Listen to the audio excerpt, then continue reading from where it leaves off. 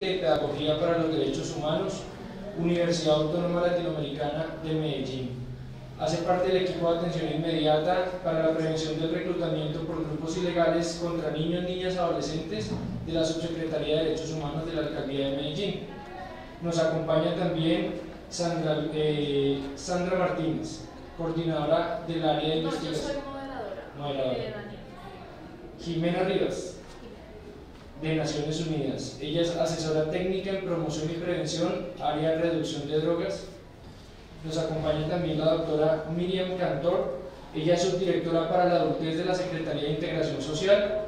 La doctora Miriam Cantor es psicóloga de la Universidad Católica de Colombia, especialista en adicciones de la Universidad Luis Amigó, experta en drogodependencia de la Universidad Complutense de Madrid, especialista en gerencia social, y actualmente ya acumula más de 40 años de experiencia en el trabajo con habitantes de calle.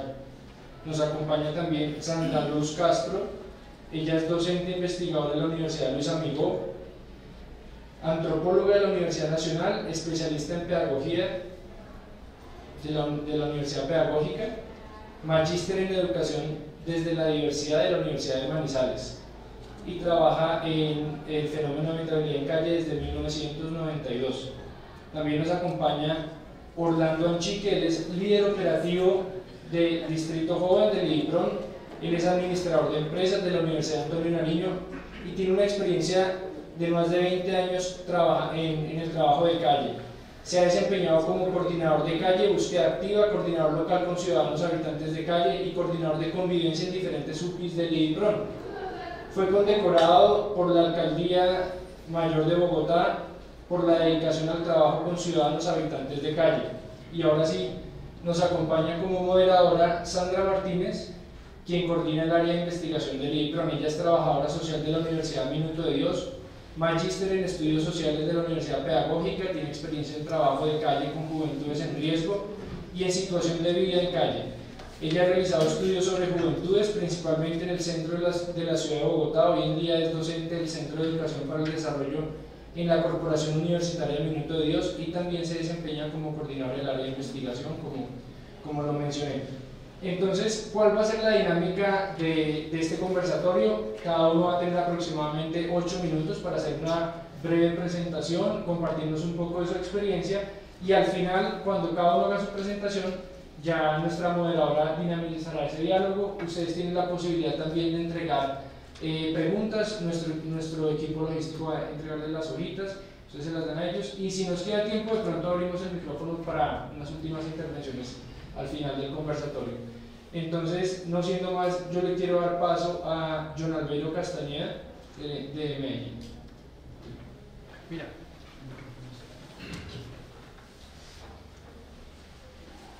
Buenas tardes. Agradecemos la invitación que nos hacen, pues, como para que compartamos, aprendamos y desaprendamos, porque todo esto es de experiencias. Aquí pues no las sabemos todas, yo no me las sé todas. Comparto un poco, pues, desde mi experiencia. Cuando recibí la invitación y vi el rostro del padre de Nicolás, me alegró mucho, porque cuando yo fui niño, hace muchos años, el padre Henry Colón inauguró el patio de Bosconia en Medellín, y entonces en esa época casi toda mi familia, digamos los hermanos, éramos de la calle. De esos hermanos, éramos 4 hermanos, todos varones en la calle, porque mi mamá en esa época trabajaba en casas de familia, y en esa época salía cada 15, cada 20 días, y entonces nosotros sin un referente vivíamos en la calle, llegábamos al centro, y el padre nos recibió con un tamal y una manzana, y le llamamos el patio nuevo porque ya existía el patio viejo de Ciudad Don Bosco. De ahí empezamos esa experiencia, pues, de la institucionalidad, del acercamiento, porque la comunidad salesiana, en la cual está escrito el padre Javier de Nicolón, tenía la estrategia de Operación Amistad, lo que hoy llaman búsqueda activa, y nos visitaban en las aceras, en las camadas, porque cuando eso había camadas donde dormíamos 15, 20 muchachos, niños, cuidándonos y protegiéndonos. Entonces nos llevaban chocolate y nos decían, va a haber una chocolatada en tal parte para que lleven otros niños. Entonces eso era un enganche, para luego decirnos que existían los patios. Luego quedé muy marcado porque cuando el padre Javier de Nicolón inauguró su patio, le decíamos el patio nuevo de Bosconia, estaba el patio de Ciudad Don Bosco, y un educador me dijo, Jonathan Beiro, váyame a hacer el favor al patio de Bosconia, dígales que mañana va a haber un paseo a Santa Elena para que vengan los demás. Entonces el educador, que se llamaba Giovanni de Bosconia, vio que yo estaba invitando a otros compañeritos y me pegó un coscorrón que yo recuerdo a Giovanni, lo recuerdo con angustia, con rabia. ¿Por qué? Porque me dijo, como, bueno, con palabras muy feas, siendo un educador, me dijo, ¿cómo te vas a llevar pues, los pelados de aquí? Andate de aquí, me pegó una patada, y bueno, yo quedé tan marcado que dejé de ir 15 días, tanto a Bosconia como al patio de Ciudad Don Bosco. No quería ir. Entonces, en esa actividad de Operación Amistad, fueron dos padres salesianos y me dijeron, ¿qué le pasó? Les conté, porque entonces nació la rivalidad. Los mismos educadores nos crearon la rivalidad, ustedes de Bosconia y ustedes de Ciudad Don Bosco.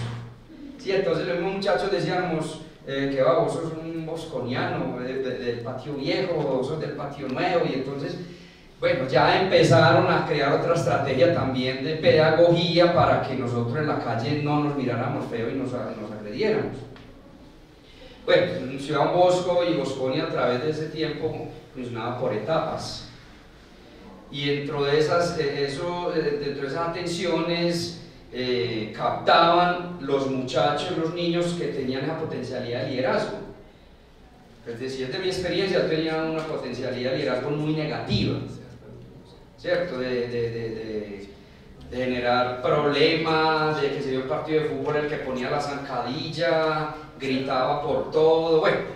Entonces, de ahí el desafío era convertir esa negatividad en positivo, y bueno, una de las estrategias era, bueno, este que es negativo, pongámoslo de jefe. Cuando eso también se nombraba la palabra jefe en los grupos, me pusieron de jefe. Y para mí era un desafío muy grande, siendo jefe, no poder mandar una zancadilla, tener que no querer ir a lavar la loza donde nos daban de comer, o trapear y barrer, sino más bien entonces me decía, para que yo obedezca, vaya usted también haga el trabajo. Entonces yo hacía el trabajo, y como me respetaban algunos porque era grosero y demás, pero era el más pequeño, y pequeño me quedé, ¿cierto? Entonces, sí, fueron canalizando. La institucionalidad fue canalizando en mí esa negatividad a algo muy positivo. Y tan positivo fue que no me incliné ni por una matemática, ni por la tecnología, sino por estudiar pedagogía reeducativa. ¿Para qué? Para hacer, dentro de la pedagogía reeducativa, reencontrar personas desubicadas en el trabajo que habían hecho conmigo. Mis hermanos desafortunadamente se inclinaron siempre a lo negativo y padecieron en los grupos ilegales. Ellos tuvieron toda la oportunidad del mundo conmigo en la institucionalidad, pero ellos no. Cuando eso ya, los grupos, las bandas de la calle salieron de la institución, porque pues en esa época nosotros lo que utilizábamos era el raponeo, jalar cadenas, candongas, las champion navajas que se llamaban en esa época. Y bueno, de todas maneras ellos no superaron como todas esas cosas y murieron en el conflicto. Quedé con mi hermana, el cual pues hemos superado muchas cosas, y con base a esa experiencia fui 14 años coordinador, educador, coordinador y director de una de las etapas de Ciudad Bosco, que era el patio del Gamín. Ahí estuve muchos años y ya luego pasé a ser coordinador de programa, luego me preparé en especializaciones y demás, trabajé, luego pasé a trabajar 5 años con la Personería de Medellín como investigador especial para restablecimiento de derechos de niños y adolescentes en situación de calle.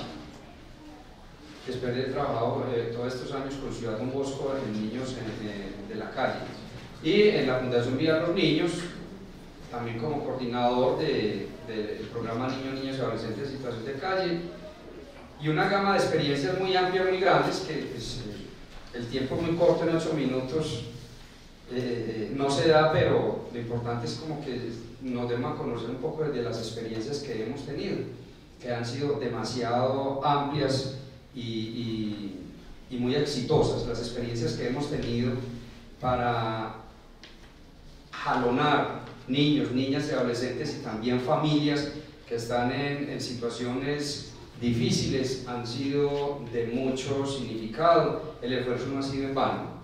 Una educadora, en un momento que me vio como angustiado, me dijo: Jonalver, ¿usted qué le pasa? Entonces me dijo, no, le dije, no, lo que pasa es que qué piedra que nosotros desde la calle insistimos a llegar a estos lugares para que no sufriéramos tanto, y mis hermanitos siguen como en las mismas.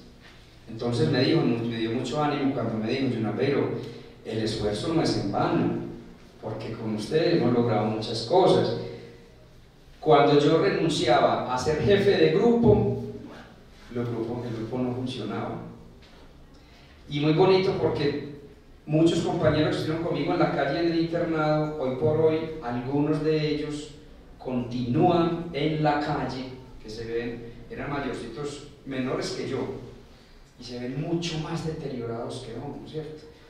Pero el mero hecho de que a mí la institucionalidad de la propuesta y la pedagogía del padre Arden y Colombia y los salesianos hubiesen inculcado en uno esa perspectiva de proyecto de vida, hace que otros vengan detrás de uno inculcando esa propuesta a la par de lo que ofrece la dinámica social y actual en el momento.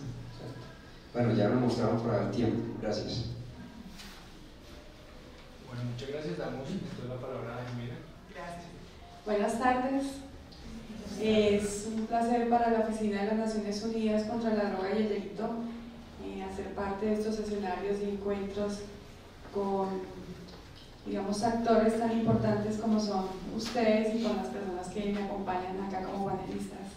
Si bien es cierto, la oficina no tiene directamente un trabajo con habitabilidad en calle, sí hemos venido apostando a varios procesos frente al tema de prevención integral, ¿sí? En el marco de lo que se habla frente a problemas conexos, frente a prevención del consumo de sustancias psicoactivas, maternidad y paternidad temprana, problemas que afectan la convivencia social. Y hay una apuesta importante también, que creo que si seré tal vez de los panelistas la más calladita, lo entenderán después, pero digamos que es un tema que me agrada mucho, que me gusta mucho, y cuando llegó pues al correo le dije a María Mercedes Dueñas, que es la directora del área, y digo, a mí me gusta mucho este tema porque esa es la apuesta que le estamos haciendo a diferentes territorios a nivel nacional, y es el tema de estrategias de base comunitaria. Y como uno de los elementos de estos dispositivos comunitarios es el trabajo en calle, ¿sí? Y cómo la comunidad también puede acoger estos rituales, estas culturas, y de qué manera podemos empoderar a una comunidad la cual, siendo vulnerada y teniendo, digamos, ya claridades frente a cuáles son también esas acciones institucionales e intersectoriales, pues podamos mitigar también los daños y los riesgos asociados al consumo y a problemas conexos. Así que bueno, este es, digamos, un abrebocas de lo que yo voy a aprender de ustedes y de lo que espero también aportar dentro de este escenario. Siempre me gusta, digamos, dejar un mensaje muy claro frente a, si bien es cierto, nuestro tema fuerte es la prevención del consumo de sustancias psicoactivas, nuestra prevención está basada o centrada en la persona y no en las sustancias. ¿Sí? Esto ya es un enfoque de derechos, donde lo que queremos es rescatar factores y potencializar factores protectores y no solo especificarnos en los factores de riesgo, ¿sí? Entonces, es un chip que le estamos cambiando a las instituciones y a los territorios, porque sencillamente pensamos que hablar de drogas o hablar del problema como tal ya es hacer prevención. Entonces, hay un investigador español que se llama Lizardo Becoña, un gran investigador en el tema de la prevención con sentido, cuando hacemos prevención, que digamos aterrizando un poco también este panorama, ojalá esa prevención frente a la habitabilidad en calle sea transversal, porque la prevención no es para quienes aún no han pasado por una situación, ¿sí?, de vulneración o de problemas, sino más bien un proceso dinámico, activo. Y Elizardo lo que nos dice, sobre todo para el trabajo con jóvenes, dice, ojalá nosotros podamos dejar de tener actitudes paternalistas, ¿sí?, que lo único que hacen es decirle a la gente, al usuario, al habitante, al joven, qué es lo que tienen que hacer para decir no al problema, sino más bien generar escenarios de sentido común, una toma de decisiones frente a estas diversas situaciones. Entonces lo que nosotros queremos de alguna manera seguir como trabajando y fortaleciendo son las capacidades que tengan las personas, ¿sí?, el desarrollo de las potencialidades, y que finalmente sentarnos con ese usuario, sentarnos con ese habitante, sentarnos con ese sujeto y preguntarle más bien cómo son sus relaciones, cómo es la relación con su entorno, con sus pares, y no necesariamente decirle cuáles son los efectos o no de una u otra situación. Entonces digamos que eso es, digamos, en términos generales lo que nosotros hemos venido desarrollando. Como decía mi compañero, aquí hay apertura también a aprender y a desaprender, a trabajar, digamos, este tema de habitabilidad de calle ya desde otra visión, desde una posibilidad que tengan las personas a tomar decisiones, pero sí prevenir con el ánimo de reducir riesgos frente a estas problemáticas. Entonces, nada, yo creo que me va a sobrar mucho el tiempo, pero esperemos entonces que dentro del conversatorio podamos seguir contribuyendo y darle paso pues al objetivo. Bueno, buenas tardes. Yo soy Miriam Cantor. Actualmente soy la subdirectora para la adultez de la Secretaría de Integración Social. Y esta subdirección fundamentalmente de lo que se encarga es del trabajo con las personas habitantes de la calle, con sus entornos, que son mayores de 29 años. Pero yo llegué a esto por algo muy simpático, y es que cuando yo llegué acá, porque me invitaron, me llamaron, me dijeron que si venía a este panel y que si hablaba un poco de cómo era la relación entre la calle y el consumo. Pero yo les quiero contar algo antes, y es que cuando yo era muy pequeña, muy pequeña, cuando llegaban a visitarnos a la casa algunos primos, yo siempre oía que mi mamá, muy pasito, preguntaba: ¿y qué hay del problema de Chepe? Chepe era un tío. Y yo siempre paraba oreja, pero nunca me enteraba cómo era el tema del problema. A medida que fui creciendo, pues seguía oyendo la misma pregunta cuando llegaba alguien a mi casa. Y finalmente algún día mi mamá pensó que seguramente yo tenía la edad suficiente para saber cuál era el problema de Chepe. Y resulta que el problema de Chepe es que una de sus hijas, o sea, una prima mía, un poquito mayor que yo, tenía problemas de consumo. Y a mí eso me causó mucha curiosidad, tanta curiosidad como, por ejemplo, para no probar, porque me daba miedo llegar a vivir una situación similar, pero fue tanta la curiosidad que yo quise empezar a tratar de entender de qué se trataba ese tema del problema de Chepe. Y por eso es que cuando hicieron la presentación hablaron de que ya completó 40 años de estar en esta historia, porque resulta que dentro de las cosas que también pasaban en mi casa es que mi mamá nos hacía ir a la biblioteca Luis Ángel Arango semanalmente. Mis hermanos y yo de alguna manera teníamos que ir y teníamos que leer, y para mí se convirtió en el colegio en una buena excusa para decirle a mi mamá que yo tenía que ir a la biblioteca Luis Ángel Arango, y lo que yo hacía era irme para la calle. Ya no está mi mamá, está mi hermano por ahí, pero entonces ya no hay quien le cuente a mi mamá. Yo me iba, pues iba un rato a la biblioteca Luis Ángel Arango, o sea, yo hacía parte de la tarea, pero también me iba a la calle a tratar de entender qué era lo que pasaba en ese mundo de las personas que uno veía en la calle y a tratar de entender cómo eran en realidad. Porque mi prima pues muy temprano terminó en la calle, actualmente permanece en la calle. Entonces yo empecé a tratar de entender eso. Cuando me dicen que venga a hablar un poco del tema, me parece muy interesante, porque cuando yo empecé a meterme en el tema de la calle, empecé a ver que no toda la gente que estaba en la calle consumía drogas. Y empecé a tratar de entender cómo era ese cuento y desde cuándo la gente estaba pues en la calle, cómo era todo ese rollo. Entonces me dediqué un poco a estudiar acerca de la historia, a buscar cosas desde hace muchos años que ando buscando sobre el tema, y empecé como a tratar de darle como un origen. El que yo doy puede no ser el cierto, partamos de eso, es lo que yo he leído y he tratado de estructurar, darle como un cuadro empieza todo este tema, y me tuve que ubicar en el siglo XVIII. En el siglo XVIII, posterior a todo el tema de la colonia y cuando empieza toda esta situación, yo empiezo a buscar y encuentro por allá en el siglo XVIII que había unas personas que estaban en la calle, pero era un tema más asociado a la mendicidad.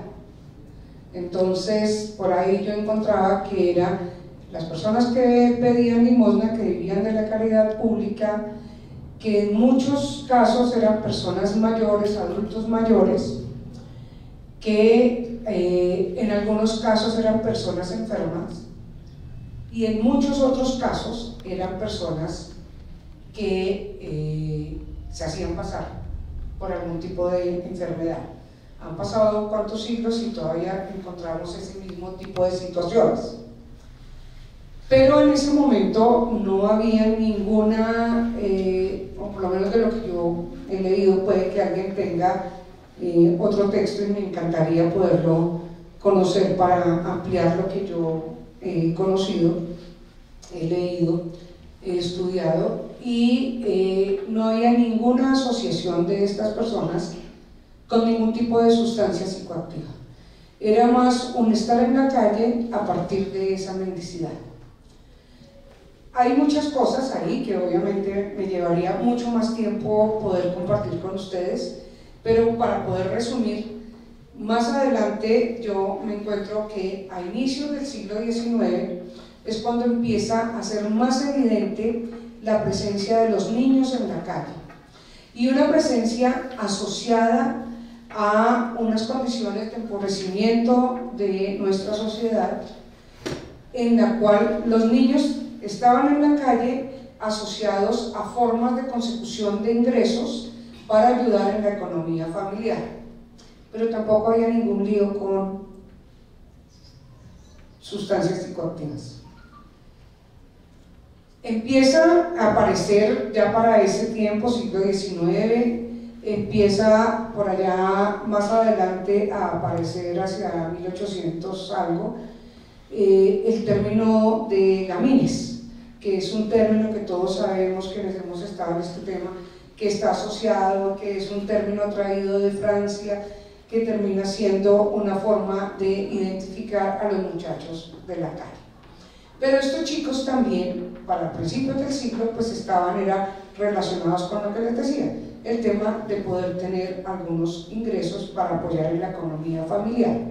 A medida que va pasando el siglo, pues va siendo mayor la presencia de los muchachos en la calle, y empieza más adelante, hacia finales del siglo, a empezarse a asociar su presencia con algunos actos que no podría llamarse delictivos porque ya es muy grande la palabra, pero sí algunos actos raponeo o algunas cosas por el estilo, que me imagino que también ayudaban para sostener la economía del hogar. Sigue siendo esta una situación en la que ya aparecen adultos, y los adultos ya empiezan a estar un poco asociados con un tema que es la chicha, o sea, el alcohol. Y más adelante ya pasamos, también podría contarles muchas cosas del siglo XIX, pero tengo ya solo como 1 minuto, 2 minutos.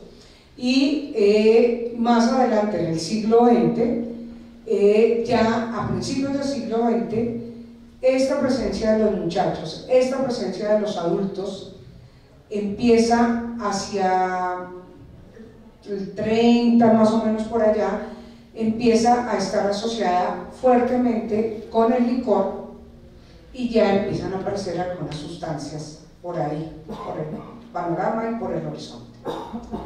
Hacia los años 50 del siglo XX, en 1948, todos hemos oído hablar del Bogotazo famoso, con la muerte de Gaitán, y con todo lo que nosotros oímos hablar de Bogotá, pero también quienes son fuera de la ciudad, saben que hay una serie de situaciones que empezaron a vivir las ciudades, las diferentes ciudades, en las cuales empezaron a aparecer unas fuerzas y unas formas de violencia muy grandes, y eso hizo que muchas personas empezaran a desplazarse hacia otras ciudades.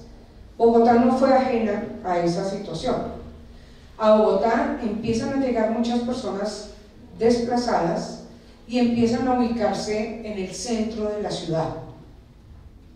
Y el barrio Santa Inés es uno de los barrios receptores de todas estas personas, familias, personas solas, que empiezan a ubicarse allí, y este barrio, que otrora era el barrio de las grandes personalidades, donde nacieron algunas de las personas que posteriormente fueron presidentes de la República, como por ejemplo Turbay Ayala, es un barrio que empieza a ser el barrio receptor de las personas que venían de otras ciudades y en el cual se iban presentando diversas situaciones.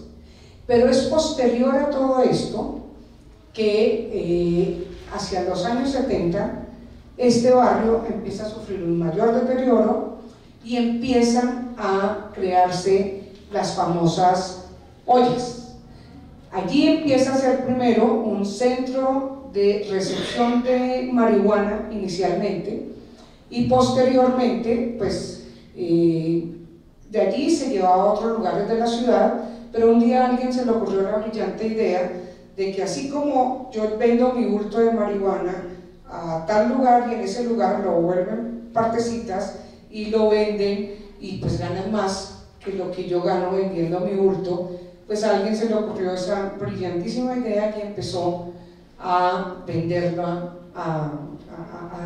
al menudeo, ¿sí? Empezó a venderla de esa manera, y pues ya a otro también se le ocurrió, y a otro, y empiezan a entrar las diferentes organizaciones de los que hoy llamaríamos nosotros jíbaros, taquilleros, etcétera, etcétera, todo el lenguaje que muchos de ustedes conocen.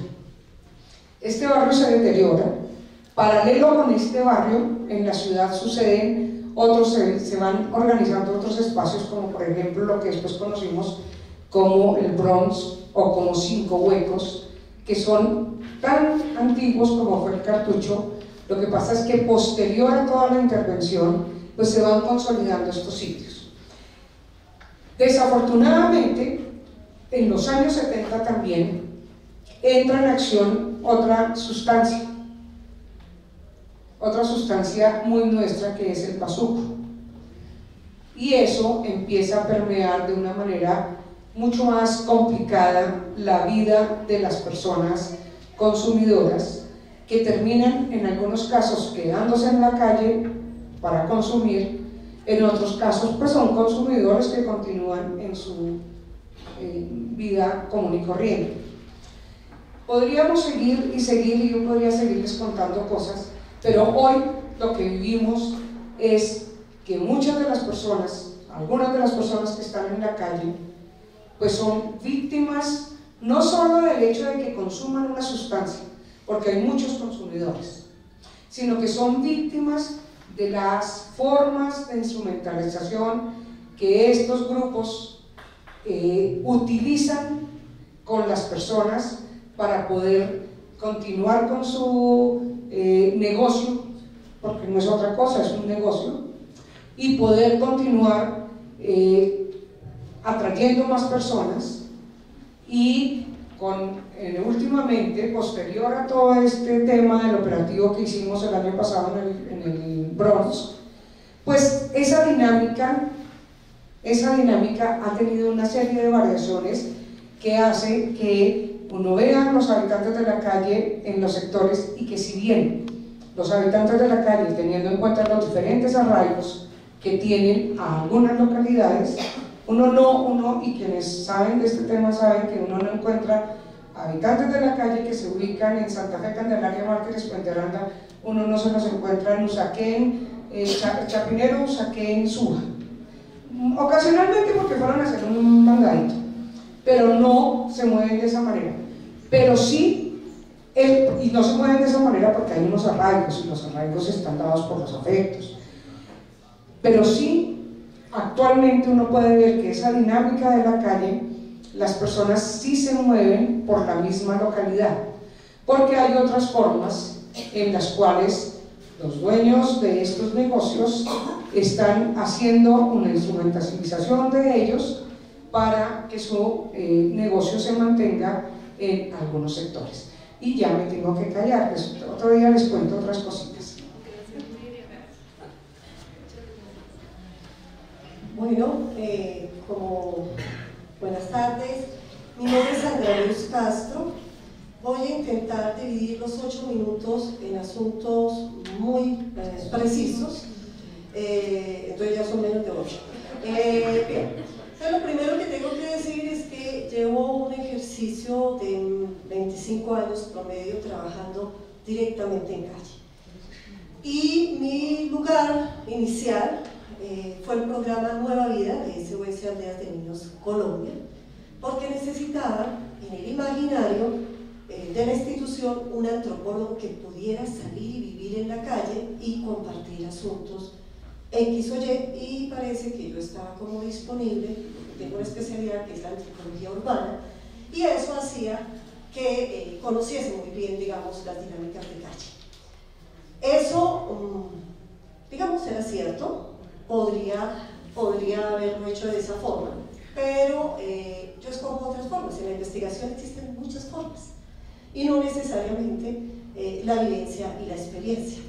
Cuando alguien me dice a mí, es que usted no sabe cómo es el consumo, es posible que yo no sepa cómo es que uno se ve afectado por el consumo, pero lo que está claro es que yo sí puedo observar, lo puedo acompañar por mucho tiempo y puedo observar cómo es el consumo. No necesita contarme de hecho mucho, de hecho puedo observar toda su dinámica en términos comportamentales, ¿sí? Entonces eso le pone una dinámica distinta. Soy antropóloga por decisión, sabía que iba a estudiar desde los 5 años, entonces no hay ningún asunto ahí. O sea, he investigado a la gente hace mucho tiempo. 18 años, porque para que me contraten debo ser mayor de edad y tengo que pedir permiso a mi padre y demás, no tengo cómo conseguirlos por ahora. Y no puedo hacerlo escondidas, obviamente. Entonces, tengo 18 años para no mirar mucho más allá, pero tranquilos, vaca chiquita siempre debe entender.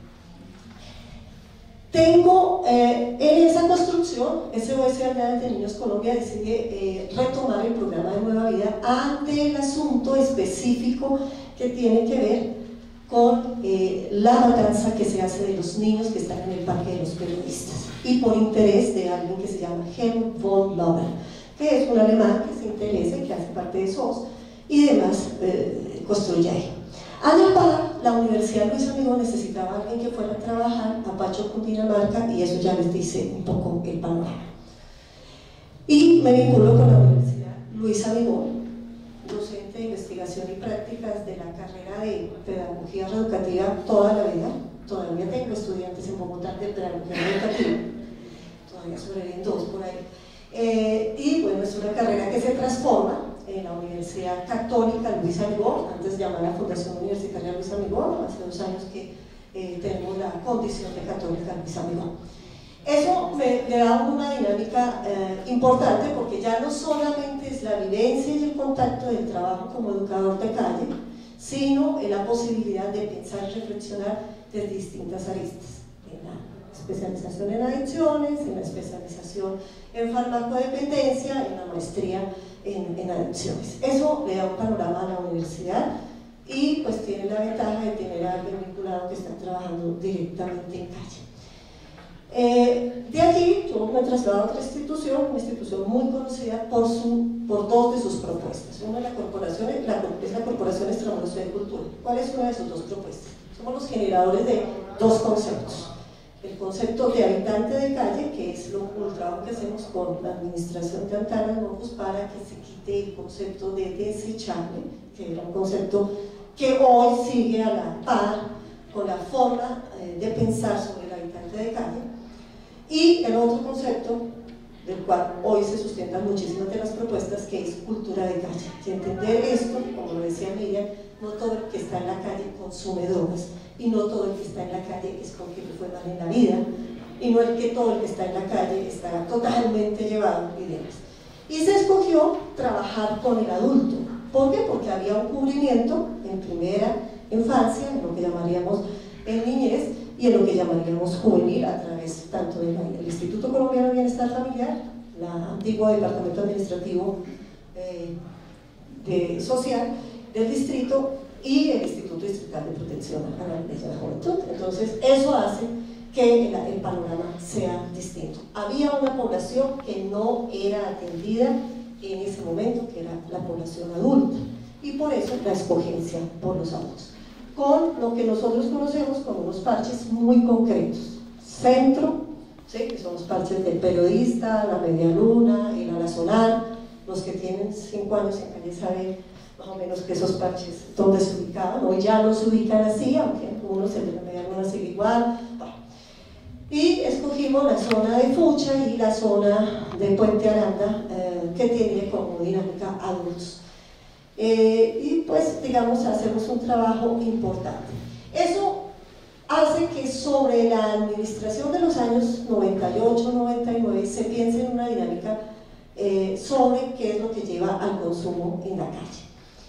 Y teníamos el interés que fueran, y ahí ya cojo las palabras que dice Albeiro, que el interés se trasladara al trabajo directo con las comunidades que están alrededor del habitante de calle. ¿Por qué? Porque ellos son los mejores garantes de la restitución de derechos, pero además los mejores garantes de la prevención para el consumo. Y ahí enlazo con las preguntas iniciales, ¿no? ¿Cuál es la relación entre el consumo y la calle? Y la primera relación es esa, el consumo. Y pensemos cuánto consumimos nosotros. Consumimos una cantidad de cosas que no necesitamos. Y si quieren, las mujeres abren su bolso y me cuentan cuánto maquillaje cargan. Y los hombres miran sus monederos y cuántos llaveros cargan y me preguntan, y les pregunto cuánto de ese consumo necesitan. Si realmente lo necesitan. Si es tan vital que lo necesitan. Entonces aparece una primera relación, y en la relación global de pensar en el consumo como la única posibilidad de vivencia. Entonces, uno en la calle, ¿qué consume? Consume un concepto de libertad y de autonomía, supuesto, ¿sí?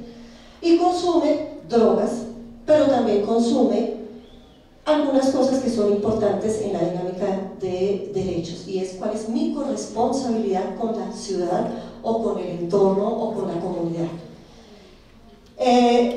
Encontramos también una dinámica muy fuerte que es la permisibilidad social al consumo social, ¿no? Entonces, tomar, meterme un cigarrillito, hacerme un pasecito, no tiene asunto. Ay, eso es muy común, eso es normal. Pues lo normal es que por lo general la gente se queda pegada ahí, como la leche condensada.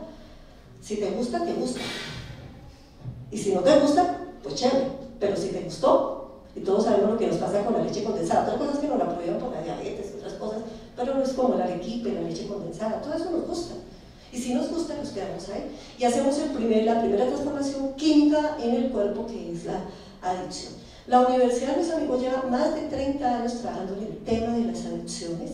Tiene con la FECOT, que es la Federación Colombiana de Terapeutas, el trabajo para específicamente poder abordar el tema de drogas. Lo que hemos descubierto en el ejercicio es que hay una forma de trabajar la disminución del consumo de drogas a través de procesos alimentarios nutricionales complementarios que funcionan bastante bien. Hay para ciertas drogas ciertos alimentos. Y lo que hemos descubierto es la necesidad de toda esa red social, eso está clarísimo, la red social de apoyo para la prevención, la intervención y el sostenimiento después de que se hacen procesos de desintoxicación. Y el elemento central que todos reconocemos aquí es cómo nos vinculamos de nuevo a la vida social. Y la vida social dice, usted estuvo en calle, qué peligro. Y si por casualidad parchó y anduvo chapeado en la cárcel, pues todavía doble peligro. Y tercero, yo no estoy muy creyente de que usted haya dejado el consumo, entonces triple peligro. Y ese es el tema que se trabaja con las comunidades. Si bien es cierto, el Estado puede hacer mucho, y comparto profundamente con la posición de la ONU, el Estado puede hacer mucho, puede tener todos los problemas de desintoxicación. Lo que también es cierto es que yo tengo que identificar mi problema y atender mi problema. Y como se dice en la calle, esto es mera voluntad. ¿Sí? El consumo tiene que ver con la mera voluntad. En la calle me conocen como lechuga, ¿sí? Porque yo soy de lo más tranquila, yo le digo todo el tiempo, ¿cuánto? El que necesite. Yo no tengo afán, es usted el que debería pensar si tiene afán. No soy yo la que tengo que pensar si tengo afán. Esa, digamos, es la relación. Se han escrito varios libros, ustedes los pueden consultar. Entonces, los textos a los que se refería Miriam son el de Jimena Pachón y Cecilia Muñoz, que es una investigación sobre el siglo XVII. El de Javier Omar Ruiz, que hace sobre gamineros y demás. Comanche, comandante del cartucho. Habitantes de calle, y toda la producción de investigación que ha hecho el IDIPRON en los últimos 5 años, que yo invitaría a que nos acerquemos a ellos y que conozcamos de bueno. Buenas tardes, mi nombre es Orlando Chique, llevo aproximadamente 20 años en el IDIPRON.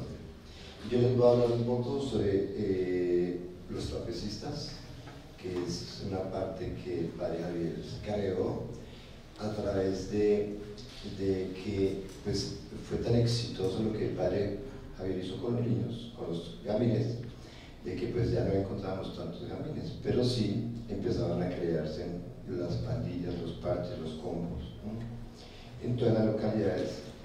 Y sobre todo empezó en las localidades que empezamos a trabajar nosotros, que fueron la de Ciudad Bolívar, Usme, San Cristóbal, Santa Fe, Mártires, y nos fuimos hacia Bosa, Kennedy, Tuculito, y lo que el padre hizo fue que fuéramos nosotros al territorio para que los chicos no se fueran para el centro, ¿no? Y entraran al centro comercial La Doctora, allá en el cartucho, ahí en Santa Inés, sino que los pelados nosotros los atendíamos directamente en territorio y empezamos a hacer un trabajo desde el año 96 que se creó el primer trapecio, que fue de Santa Lucía, ¿sí? Donde el padre atendíamos cantidades grandísimas de jóvenes, eso no cabía en la casa, más de 500 pelados entraban diarios ahí, y la labor pues era sobradísima porque hacíamos un trabajo día a día, sobre todo en las tardes y tarde-noche, porque es la hora que los pelados acostumbran a salir. En la mañana pues están durmiendo y están pues, pasando el guayabo y la traba y todo, y en la noche es que lo encontrábamos. ¿Sí? Hay una cosa importantísima que hizo el padre Javier, y fue que quienes iban a esos barrios y a los territorios eran los mismos muchachos que estuvieron en el programa, ¿no?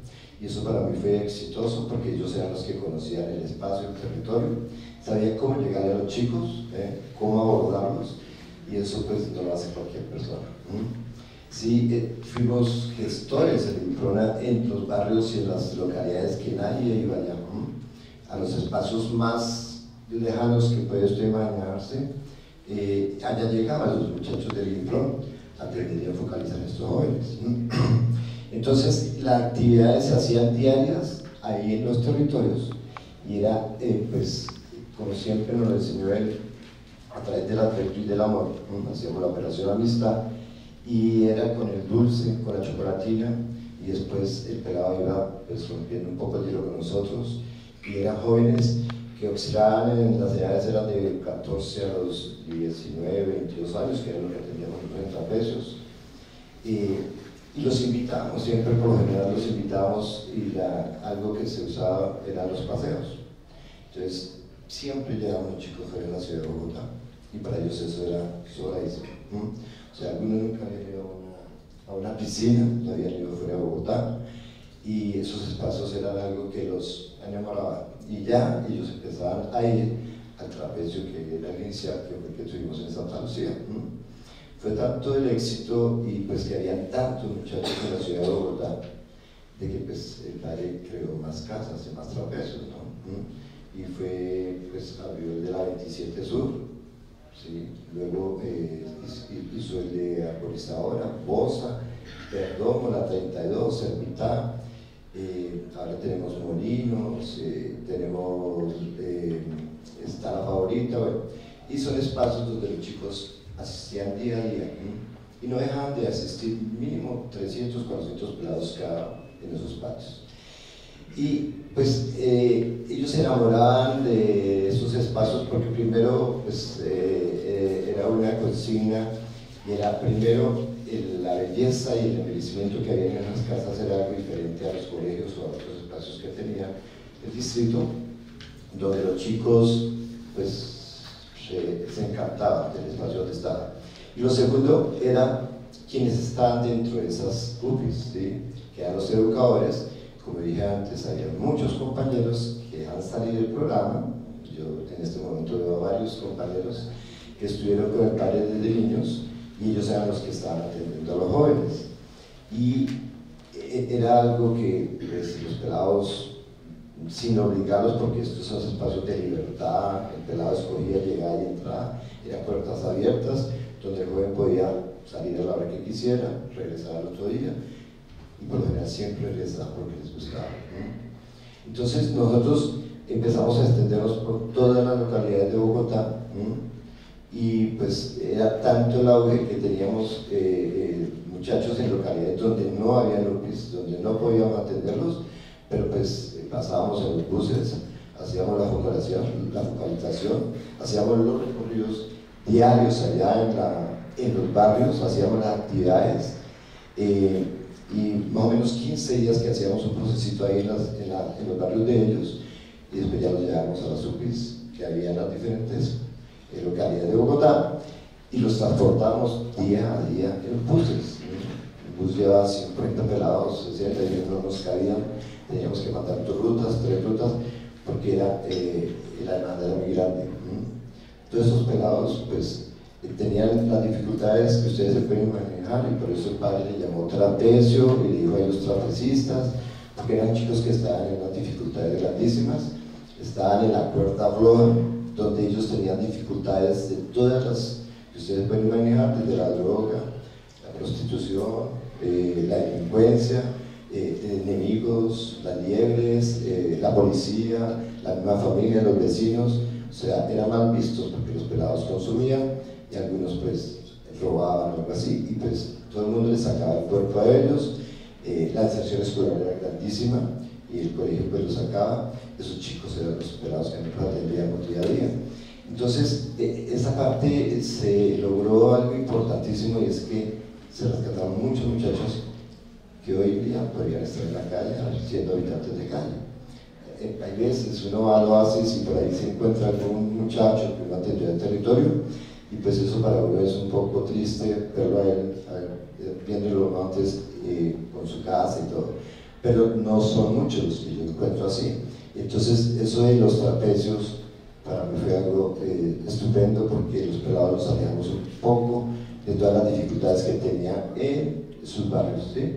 Entonces, hoy en día, como les digo, hay cantidad de jóvenes acá presentes que están en el IPRO, que son educadores, profesionales, que han, mejor dicho, acá tengo más de uno que está ahí sentados acá, ¿sí? Entonces eso es, pues, es algo que uno pues, no deja de soñar, porque esto, el padre, es como un sueño que nos dio a todos, pero se volvió realidad y es una realidad que todos podemos ver que el IPRO ha hecho algo hermosísimo. Quien entra al IPRO no quiere salir de él, ¿sí? y eso me ha pasado a mí y a más de uno de nosotros, ¿sí? Entonces, aquí estamos y seguiremos hasta que nos lo permitan. Ok, gracias. Damos paso a nuestro moderador.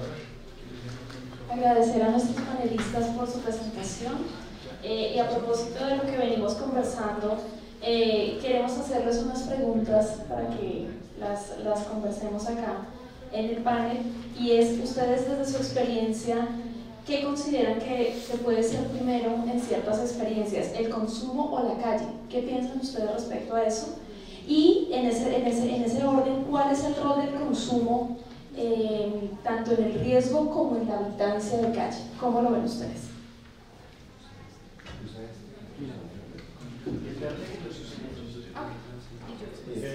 Digamos, mientras tanto, si alguien se anima a realizar la pregunta, ¿Pero qué hacemos? Sí, será intercambiar. ¿Quién va a contestar? El que quiera, el que quiera. Bueno, esa es una pregunta un poco del huevo o la gallina. Hay algo que es claro, y es que no hay una relación directa, totalmente directa, o directamente proporcional entre el consumo y la vida en calle.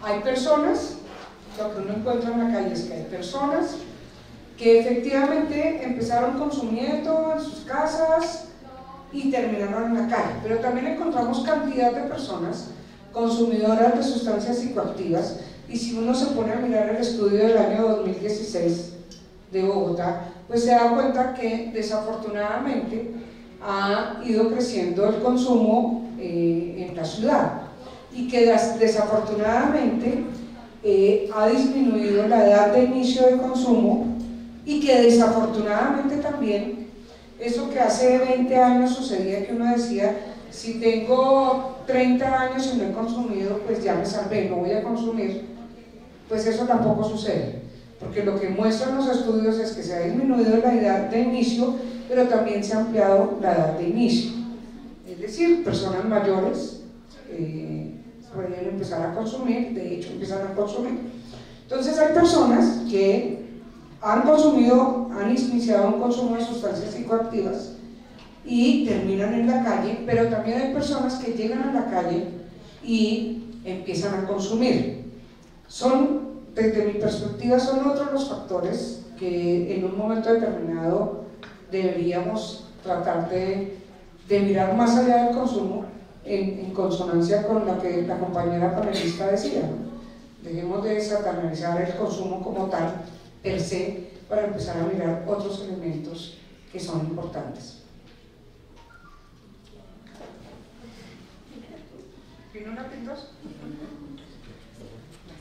Bueno, cuando pensamos en esa misma relación de consumo-calle, la pregunta vuelve a ser la misma: ¿qué consumimos y cuándo lo consumimos? Y vuelvo e insisto, el consumo comienza en casa, cuando en nuestra estructura mental el consumo se vuelve la única dinámica. Sencillo, consumo sustancias psicoactivas. ¿Cuáles? Tinto, Coca-Cola, chocolate, chocolatinaza y demás. Los primeros consumos comprobados aquí, sí, esas son ricas, sí, la diabetes también. Cuando nosotros pensamos en eso, por ejemplo, pensemos en asuntos importantes. ¿Por qué existiendo consumidores de sustancias psicoactivas como los compañeros indígenas, a los cuales su consumo se llama enteógeno, no sucede lo mismo que lo que sucede cuando los mestizos, todos nosotros, lo hacemos, o cuando alguien fuera de esa cultura no lo hace? Y es porque esos espacios de consumo tienen espacios rituales hierofónicos, porque llevan una palabra rara a la casa, hierofónico, con H, hierofónico. ¿Qué quiere decir? Espacios sagrados. Como cuando nosotros nos tomamos una copita de vino a propósito de los cumpleaños de alguien, entonces la torta la acompañamos con una copita de vino. Es un espacio muy especial y no sale de allí. Pero cuando validamos que el consumo es normal, como el cigarrillo, y lo hacemos cotidianamente, pues entonces ya estamos aceptando una dinámica de salud pública. Y ahí aparece la mirada. Efectivamente, nosotros tenemos vino solo en el Fucha, tenemos al mecánico aquí por la 63, no consume, pero está en calle. ¿Y qué tiene la calle? Algo tiene la calle porque todo el tiempo me la prohíben en la casa. Y ahí está una dinámica, no hay nada más chévere que romper las reglas. Ese es un asunto que está en fondo. Seguimos insistiendo en que el tema es de tipo integral, no es ni una sola ni el otro, sino de tipo integral. Una acción praxológica que va entre la práctica y los valores. No hay valores perdidos, más bien hay que pensar si alguna vez los hemos tenido y los hemos practicado. Podemos que tengamos toda la teoría, pero ¿cuál es la práctica? La práctica es el cuidado de mí y el cuidado del otro. ¿Sí? Es un asunto de cuido a mí misma, estéticamente, corporalmente, mentalmente, en salud, y puedo cuidar al otro. Creo que ahí está la dinámica. A mí me encanta la calle. ¿A quién no? Nadie dijo que no. Nadie dijo que no. Sí, a mí también me fascina la calle, ¿sí? Creo que pues la calle tiene muchas dinámicas y nuestros jóvenes desafortunadamente pues también tienen muchas dificultades, y como dicen en el hogar, pues hay muchas dificultades cuando no hay una familia completa, que es disfuncional, que la madre se tiene que ir desde las 6 de la mañana y les deja a los chicos solos, y pues la calle atrae mucho, ¿no? Y pues para mí el pelado en las dinámicas que encuentra en la calle, que sobre todo en los barrios que están en la periferia de la ciudad, pues no son muy atractivos, ¿no? Porque no hay nada atractivo ahí para ellos, no hay parques, no hay zonas, no hay bibliotecas, no hay nada de espacios donde ellos puedan hacer algo positivo. Entonces se encuentran otros espacios que es donde ellos de pronto empiezan a consumir, y esa es la parte que les va atrayendo, los va atrapando a los chicos día a día, y van encontrando su grupo y su parche, donde pues es un hábito que se forman ellos día a día, donde uno los encuentra siempre, y para ellos es algo normal estar consumiendo pues en estos espacios que los vemos mucho, sobre todo en los parques y en los espacios donde ellos creen que ahí nadie los está molestando.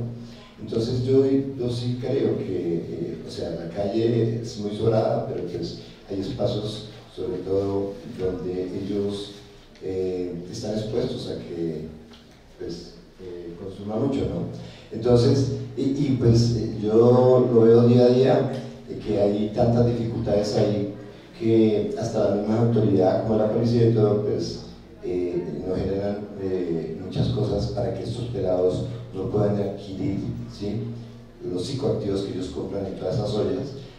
Pues ahí no sé qué pasa, pero ahí hay algo extraño, que en vez de acabar primero las ollas, los policías lo que hacen es maltratar a los muchachos. Entonces esa parte pues no es, yo creo que esa parte, no sé cómo lo haríamos, pero yo haría, o sea, hay que acabar con esa parte, y creo que ahí podríamos empezar a hacer algo importante, y es disminuir el consumo a través de que ataquemos pues esa parte que es lo que está ilegal. En todos los barrios cada día se extiende más, y lo encontramos en todos los sitios, ¿sí? Y pues es muy atractivo para estos chicos estar todos los días haciendo eso.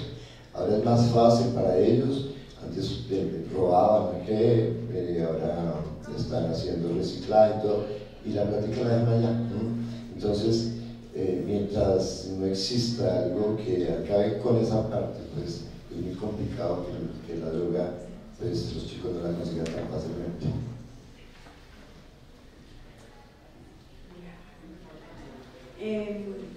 Hay algo importante aquí, voy a enfatizar un poco como en la segunda pregunta, y es cuál es el rol del consumo. Si bien es cierto, y al inicio yo les comentaba, les digo, bueno, la prevención está basada ahorita más hacia la persona, está centrada en la persona y no en la sustancia, pero si hablamos de un contexto como el nuestro, el rol del consumo es el más protagónico, ¿sí? Hace parte de unas prácticas sociales, de un contexto, y la idea que tenemos que empezar como a transformar es eso que llamábamos vino a las drogas, sino más bien las drogas siempre van a estar presentes, ¿sí? Las drogas siempre nos las vamos a encontrar, las legales, las ilegales, entonces tiene un rol protagónico. ¿sí? Por eso es tan importante que nuestros discursos, ¿sí? Vayan más frente a temas como esos pequeños rituales familiares, de grupo de pares, de personas cercanas, pues empiecen a cambiar también. A veces me dicen que yo soy un poco idealista, porque entonces yo a muchas de las personas, y aprovecho también para preguntarles a ustedes, ¿quién de los que estamos aquí no tiene por lo menos en la sala una botellita de trago? ¿Sí? Mostrándolo allí. ¿Sí? Entonces, definitivamente, y considerando un poco este tema, es no el tema sencillamente que quien consume es el que tiene el problema, ¿sí? O definitivamente ya no tiene un proyecto de vida el que está consumiendo. Entonces creo que es, digamos, empezar como a generar ese tipo de cambios y de paradigmas. Y más bien yo siempre les digo, imaginémonos como esa triada donde están las sustancias, están las prácticas sociales, porque el partido que se respete tiene que llevar con su colita, y un contexto donde nos habla también de una historia particular de nuestro país, donde antes éramos un país productor y ahora somos un país consumidor, en fin.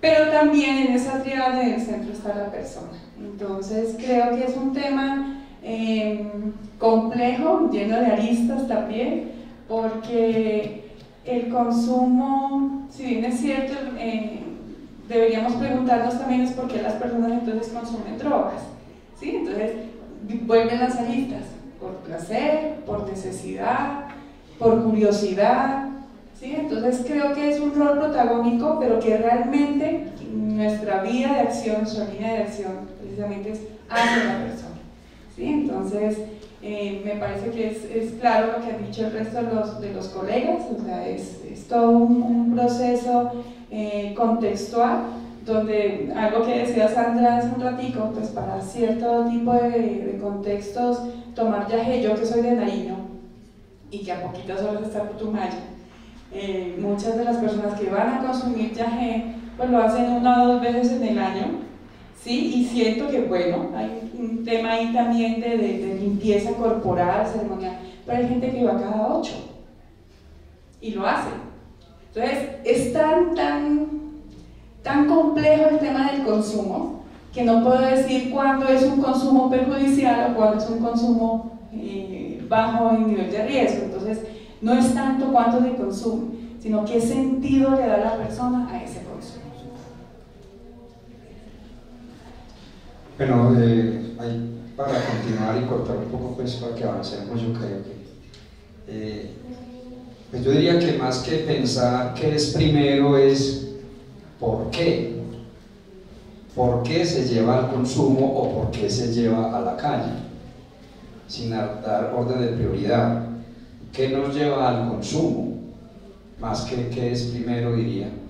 Porque cada vez es la dinámica, y Orlando lo decía, del microtráfico. Cada vez llegan otras características de sustancias psicoactivas.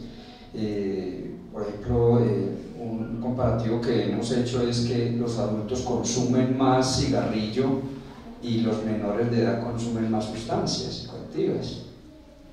¿Sí? Ellos en algún momento tengo 200 para el cigarro, no recojamos mejor para la traba. Y entra el adulto de alguna manera muy relajadamente y tranquilamente consume su cerveza, su cigarrillo.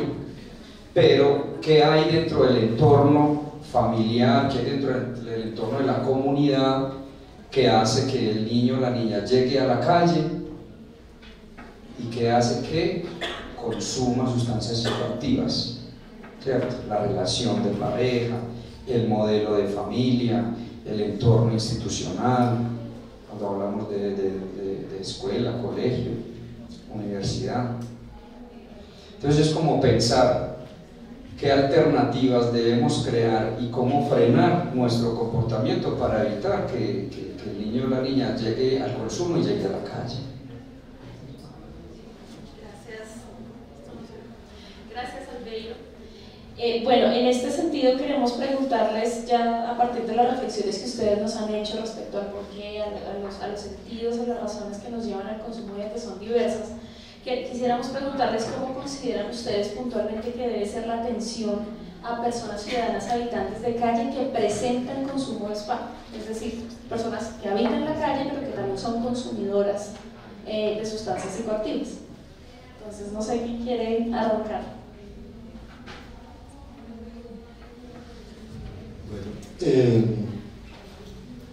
hay algo importante y es que estos muchachos a quien estén consumiendo y los espacios que tengan acá en el distrito, y hablemos de IPRO, pues tienen que ser espacios muy acogedores, donde los educadores que estén con ellos los traten con todo el afecto que se merecen las personas, que los visibilicen, que lo hagan sentir que son importantes, que son humanos, que como seres humanos se equivocan, ¿sí? Y han cometido sus fallas, pero lo importante es eso, cuando ellos vayan a los centros que tenemos nosotros, que ellos sientan ese amor y ese afecto que se merecen cada uno de ellos, ¿cierto? El día a día, ¿sí? Creo que ellos van pegándose cada día más a estos espacios. Sería ideal que ellos estén siempre, no sé, ocupados, y es a través de, pues, de las sedes que tenemos nosotros, donde se les pueden hacer todas las actividades que ellos no han tenido oportunidad, ¿no? Como las salidas que se hacen fuera de la ciudad, los espacios recreativos, el deporte. Es decir, yo digo que esto hay que meterle mucho corazón. Quienes atienden tienen que ser gente que sienta y viva y sienta compasión, ¿sí? Para atender a estas personas, que se metan en su vida, que los escuchen, que sepan la importancia que ellos tienen, lo que ellos se merecen, que si yo los saludo y hablo con él, al otro día ya le va a preguntar y le hablo con su nombre, que él vea que es alguien muy importante. Esa parte es clarísima para poder lograr ganarle un poco allá a la calle y ganarle lo que ellos encuentran en la calle, ¿sí? Entonces, para mí es muy importante que las personas que estén ahí sean totalmente comprometidas y que lo vivan con toda la pasión cada día que atiendan a todas estas personas que tienen estas dificultades. Bueno, el asunto en general debe ser un asunto integral. Si bien tendríamos la dimensión que nos está proponiendo aquí nuestro compañero Orlando, una dimensión de terapia ocupacional, tiene también unas dimensiones que son complementarias y son vitales. Una de ellas es el proceso de formación y de capacitación. Entonces, si bien no le apostamos a una escolaridad tradicional de escuelas, 5 días, 8 horas, sí tenemos que apostarle a varias cosas. El aspecto central, cuando uno trabaja con habitantes de calle, y lo dice Orlando, a escucharlos. Es decir, hay una presencia de un tema que se llama narratología. Y la narratología se puede escribir, se puede expresar, se puede colocar en una puesta en escena. La Universidad Católica Luisa Miguel le ha dado una fuerza muy importante a trabajar la narración como proceso para la disminución y la reducción del daño, que es el tema central. ¿Sí? Y la narración se hace con profesores. ¿Qué profesores? Los profesores de lengua castellana, los profesores de humanidades, los profesores de ciencias sociales. Ellos tienen un papel fundante y yo sé que los programas tanto del Instituto Distrital de Protección como de la Secretaría han hecho una apuesta importante por esa formación, pero es una formación que les permita efectivamente seguir sus estudios formales, pero también ampliar esa dimensión de la narración, donde se determina representación, pertinencia, identidad y una cosa que traen mucho los pedagogos educadores, y es autoestima, 1, y catarsis, 2. ¿Sí? No importa, la historia puede ser 20.000 veces contadas y ficcionadas. Ellos, los profesores en lengua castellana, son expertos en ese tema. La tercera dimensión es la de reducción del daño. Hay apuestas interesantes, y a mí lo que más me gusta de que haya citado el distrito a distintas voces es que está seguramente muy dispuesto a recuperar cosas que ya se han hecho. Y hay que dejar de pensar en cosas que no han funcionado, sino las que han funcionado. Entonces, la Metadona, la Unidad Coordinadora de Prevención Integral que funcionaba por allá hace 20 años, trabajaba ese tema y lo trabajaba con ciertos niveles de acierto. Y también lo ha trabajado los procesos de la clínica Montserrat, los procesos de la clínica Chía, los procesos de la clínica San Juan, que tienen que ver con los procesos de desintoxicación. La salud pública debe ser garantizada a propósito de los derechos que nos merecemos todos los ciudadanos que pagamos impuestos. Y si parte de lo que yo hago en mi pago de impuestos, no son muchos, pero lo hago, ¿sí?, sirve para atender de manera química y de descongestión para los habitantes de calle, si me hacen esa pregunta en el próximo impuesto predial, yo hago el aporte. Pero si no me la hacen, no la hago. Entonces, esa es la primera característica. Hay una apuesta, por favor, una apuesta a que podemos hacer desde acciones químicas. Una cuarta dimensión que tiene que ver con toda la acción de bienestar, que incluye todo el tema de la formación laboral funcional, a dónde y qué. No es solo la formación. Entonces, cuando les enseñamos a hacer manillas, pónganme en el mercado, porque sin mercadeo no hay nada. Si no hay mercadeo, aquí tengo un compañero de paisaje, te digo yo con cariño, un mercadeo, si no hay mercadeo no hay nada. Sí, es decir, yo no puedo formar en panadería, en mecánica y demás, se pueden hacer todo, las instituciones existen, pero ¿dónde está el empleo? No voy a preguntar cuántos están desempleados aquí, ¿no? O cuántos terminan su contrato en 15 días o en un mes. Eso es que se claro, ¿dónde está el empleo? Entonces, ahí tiene que haber una dimensión, es una dimensión de política pública que asegure un trabajo. Bien, yo siempre he dicho, deben ser de todas, que si les damos o no de comer, claro que queremos de comer, por supuesto, son seres vivos, comemos todos, hay que darles de comer, que hay que darles vivienda, que hay que darles una serie de cosas. Lo que sí es que hay que seguir una quinta dimensión, y es la corresponsabilidad, es decir, un tema de sujeto de derechos. Yo soy sujeto de derechos cuando hago una comprensión de mis deberes, cumplo mis deberes, hago mis derechos, pero además trabajo por los derechos de nosotros.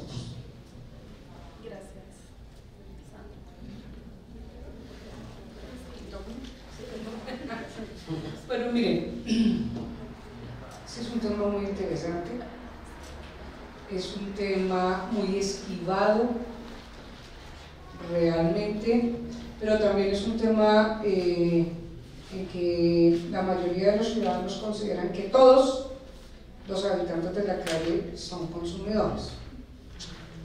Para aquellos que efectivamente son consumidores, hay algo muy importante, y es que aún la ciudadanía en general, aún inclusive muchos de quienes trabajan en este tema, no conocen la política pública para el fenómeno de habitabilidad en calle.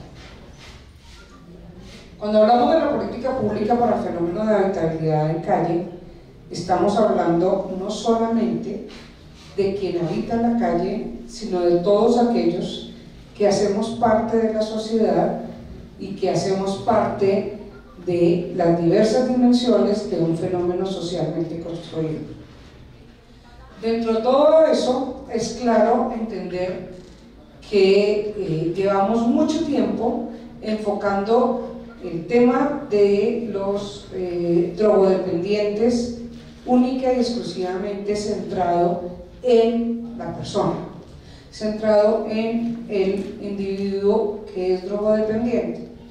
Y se nos olvida que eso no lo es todo, que esa persona, claro, consume, claro, tiene una serie de situaciones difíciles, sí, claro, tiene un consumo problemático, pero hay una serie de elementos, no hablemos de elementos, una serie de dimensiones sociales que están en su entorno y que, como lo decía Sandra, tenemos que empezar a pensar en la corresponsabilidad. Por eso la política pública tiene unos componentes en los cuales hay unos liderazgos específicos desde la institucionalidad con los 13 sectores de los cuales está compuesto el distrito. Y es a partir del ejercicio de cada uno de esos sectores que las personas que son drogodependientes van a tener la posibilidad de poder superar esta situación. ¿Por qué? Porque Sandra hablaba de varios aspectos. Sandra hablaba de un aspecto que es el aspecto de salud. Sabemos que existen diferentes formas de atender y que además, encima de todo, la ley 1566 nos dice que el tema de consumidores, de personas adictas, debe ser atendido por salud. Pero además de todo eso, Sandra también hablaba de un elemento, la empleabilidad, el poder tener un trabajo, el tener una serie de situaciones. Secretaría de Desarrollo Económico tiene ahí una tarea. Pero también, si miramos, no falta que me diga, pero ¿y la recreación? Así, claro, hay un aspecto cultural, hay un aspecto recreativo, hay infinidad de situaciones y dimensiones que vivimos los seres humanos, en los cuales, dentro de todo lo que plantea la política pública para el fenómeno de la habitabilidad en calle, está la responsabilidad de cada uno de los sectores. Y claro, por supuesto, cada uno de los individuos, cada uno de ellos o ellas que estén inmersas en esta situación de consumo, pues tiene que haber toda una parte de trabajo personal, de desarrollo personal, de crecimiento que les permita poder ser abordada la situación. Para resumir, lo que quiero decir con esto es que no es un trabajo desde una sola de las dimensiones, no es solamente centrándonos en las personas, porque ya pues hay suficiente ilustración que nos muestra que eso no ha funcionado del todo, pero que sí es un trabajo mancomunado, que es un trabajo desde la responsabilidad de cada una de esas dimensiones de la sociedad en las cuales favorecen, facilitan la permanencia de algunas personas en la calle, la localización de ellas y el trabajo con algunos actores que también no podemos desconocer. O sea, podríamos venir aquí con otra pregunta: ¿qué es primero, la oferta o la demanda? Entonces volvemos al huevo y a la gallina, pero resulta que existen las dos y frente a las dos hay que trabajar.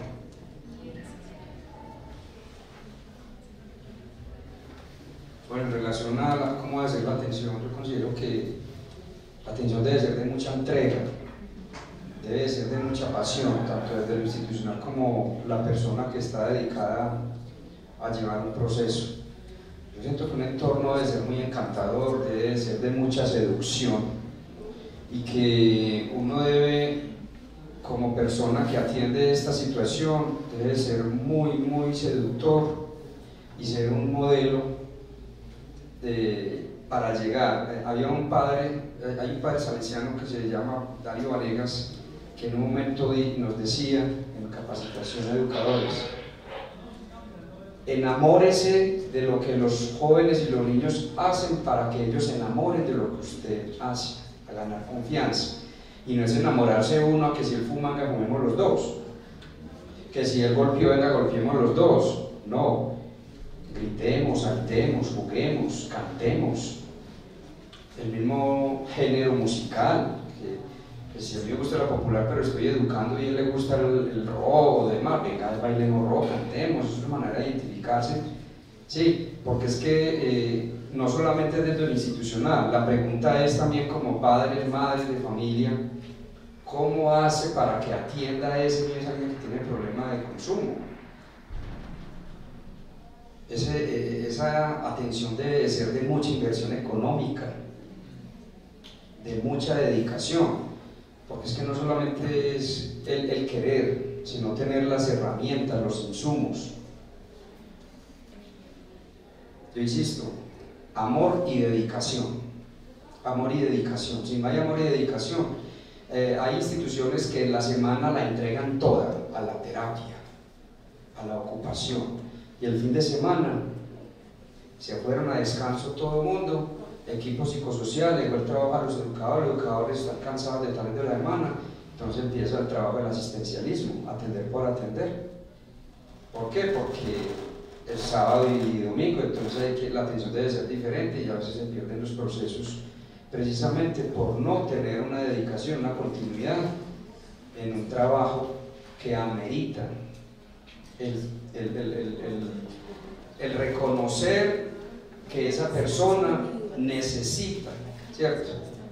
A veces nos dedicamos a estigmatizar el que está en contra de la norma, el que está con la agresividad y demás, y le decimos se va, nos cansamos de usted, hasta luego, cuando es el momento en que más nos necesitan esas personas.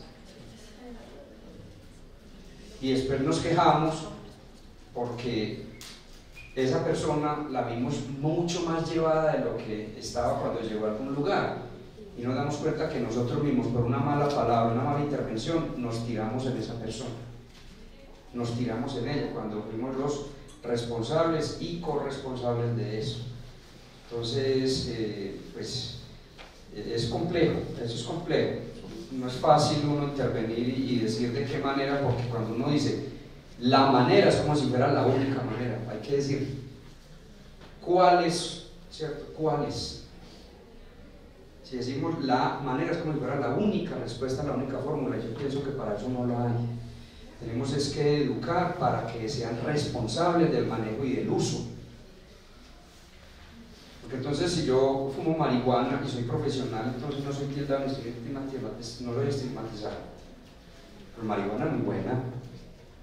La marihuana sabe sabroso, al que no le gusta. Pero cuando hay un mal manejo, ¿qué? Cuando hay un mal manejo, no hay un buen acompañamiento, se dice, entonces no hay una buena atención.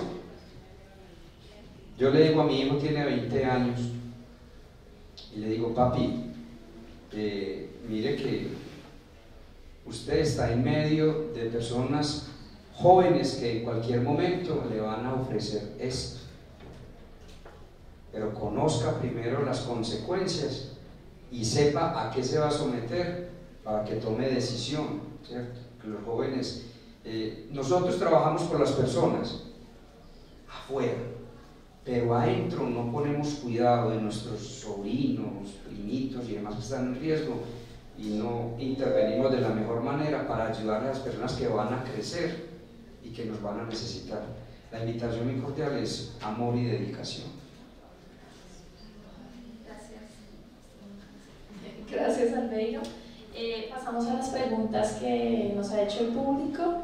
La primera pregunta va para Jimena, y siempre quise Sandra porque Daniel presentó a Jimena como Sandra al principio. En su presentación decía que lo primero es preguntarle al joven cómo son sus relaciones. ¿Cuáles serían los siguientes pasos? Gracias por la pregunta. Yo siempre hago un ejercicio que me gusta mucho, es preguntarle siempre a la gente, por ejemplo, los que están aquí, ¿cuántos abrazos han recibido el día de hoy? ¿Quién ha recibido más de 5 abrazos hoy? Listo, aquí más de 10 abrazos. Pero es que estamos de cumpleaños. Ah, sí, hoy se aprovecharon. Bueno. Y a veces me dicen, y Jimena, ¿por qué en un tema de consumo está preguntando por qué abrazos? ¿No? Y es porque precisamente cuando solo nos enfocamos en el problema, cuando solo nos enfocamos en la situación de riesgo, pues normalmente lo que nos trazamos como propósitos o objetivos van siempre, pareciera que la gente se le facilita colocar en los objetivos de sus iniciativas o proyectos prevenir el consumo o prevenir la habitabilidad de calle. Y eso suena tan bonito, ¿sí? Pero a la hora de, digamos, hacer esas estrategias, de llenar listados de asistencia, tomar el registro fotográfico, pues nos quedamos muy cortos y el resultado pues es tan catastrófico que lo que nos dicen las estadísticas es que sigue el aumento del consumo. Una de las cosas que a mí me parece importante trabajar con los jóvenes es precisamente trabajar con ellos y no para ellos, ¿sí? Entonces que el trabajo con la comunidad sea con ellos, el trabajo con el chico sea precisamente con el chico o la chica.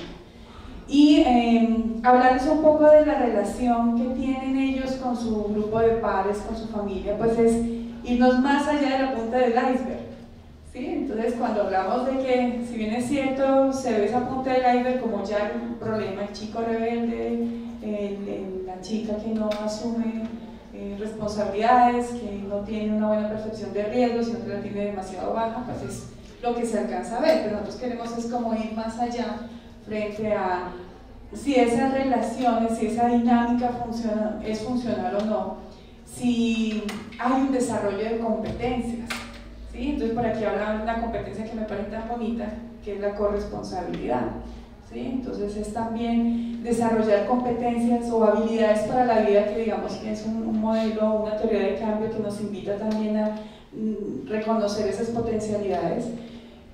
Si yo desarrollo competencias en el joven o en la chica a nivel personal y a nivel social, pues seguramente tendrá más herramientas para responder de manera más afirmativa ante las situaciones de riesgo. Y cuando hablo de competencias o habilidades, estoy hablando de, pues nadie nace con ciertas habilidades, entonces cómo yo puedo tomar decisiones, cómo yo puedo tener un manejo emocional de mis sentimientos, cómo yo puedo tener un pensamiento creativo, cómo yo puedo desarrollar pensamientos críticos también. Entonces yo le doy la herramienta, ¿sí? Comparto con él, digamos, ese desarrollo de competencias y lo que permito es ir ya más allá, no solo del consumo. Es importante también, y es algo muy clave que nosotros siempre insistimos en nuestros procesos formativos, es mirar en qué nivel de la prevención estoy trabajando, ¿sí? Entonces, si es para un grupo de adolescentes donde Jimena, venga, yo quiero que usted vaya a hable de las drogas, pues no, yo les digo, no, a esa invitación yo no la acepto, ¿sí? Porque es una prevención universal. Y lo que nos dicen las investigaciones es que si entre más usted le hable, pues vea lo que hace el cerebro, es más curiosidad. Entonces esa imagen del cáncer del esófago, del cáncer de boca, a un colegio, ¿sí? Entonces los chicos nos están diciendo, eso ya sabemos y eso está ahí en la cajetilla de cigarrillos. Entonces hay que reconocer unos niveles de prevención, una prevención selectiva. Entonces una vez yo me voy a un colegio y hablo más bien de, por ejemplo, la campaña Mente Mente, no sé si ustedes han tenido la oportunidad de escucharla por radio o por los videos de YouTube. Mente Mente es una campaña de prevención universal que, si ustedes se dan cuenta, por ningún lado habla de drogas. De esa prevención universal yo hago una prevención selectiva cuando ya ese grupo de estudiantes, una profesora se acerca y me dice, creo que hay posibles consumos de alcohol y los chicos están viniendo con tufo. Listo, entonces yo me enfoco en ciertas características de ese grupo poblacional.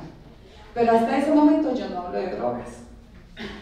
Hago una prevención indicada cuando de ese grupo poblacional hay un individuo, ¿sí?, que de alguna manera requiere ya una atención más específica y en detalle frente al consumo de sustancias psicoactivas. Entonces no es que, ay, Jimena dijo que es malo hablar de drogas, no. Hay que ver en qué nivel de la prevención y cuál es el objetivo que yo me voy a trazar y cuál es el alcance que busca mi propósito, mi estrategia y mi proyecto. Los invito y aprovecho este escenario, los invito a que, lo que decía mi colega, esa prevención con daño, nosotros hemos sido también responsables. Yo no me voy a lavar las manos. Muchas veces, muy pinchada, yo hacía unas presentaciones en PowerPoint con las imágenes más aterradoras. ¿Sí? Yo decía, con esto yo los sensibilizo a los niños, porque lo trabajábamos con niños desde preescolar pensando que esa era la prevención. ¿Sí? Entonces, esos discursos tienen que cambiar. ¿Sí? Y es importante reconocer que hay unos estándares internacionales que nos están diciendo cómo se trabaja en los diferentes ámbitos de intervención, familiar, comunitario, escolar. ¿Qué te dicen los lineamientos internacionales? Ojalá, ¿sí?, se pueda trabajar comunidad, familia y escuela. ¿Sí? Porque de nada sirve a veces trabajar con los estudiantes cuando en las familias no hay involucramiento parental.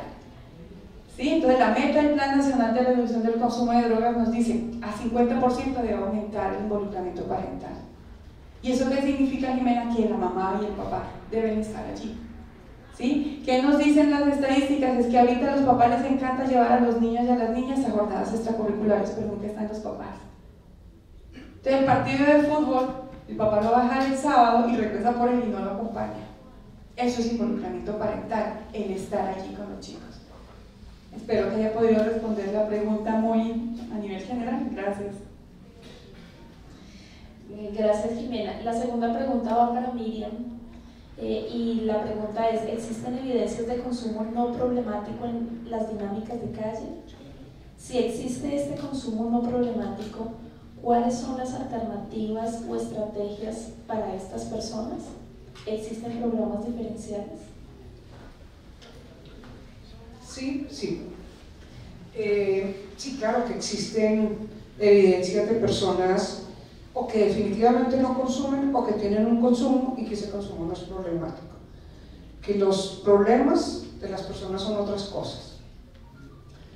Una evidencia, por ejemplo, de los no consumidores es cuando uno ve las cifras del censo. Todavía hoy estamos viendo el censo del 2011, esperamos que en febrero tengamos los resultados del censo 2017, que hicimos la recolección de toda la información del 27 de octubre hasta el como 6-7 de noviembre, en el que participó también el IDIPRON en ese ejercicio, que es un censo que se hizo con el DANE.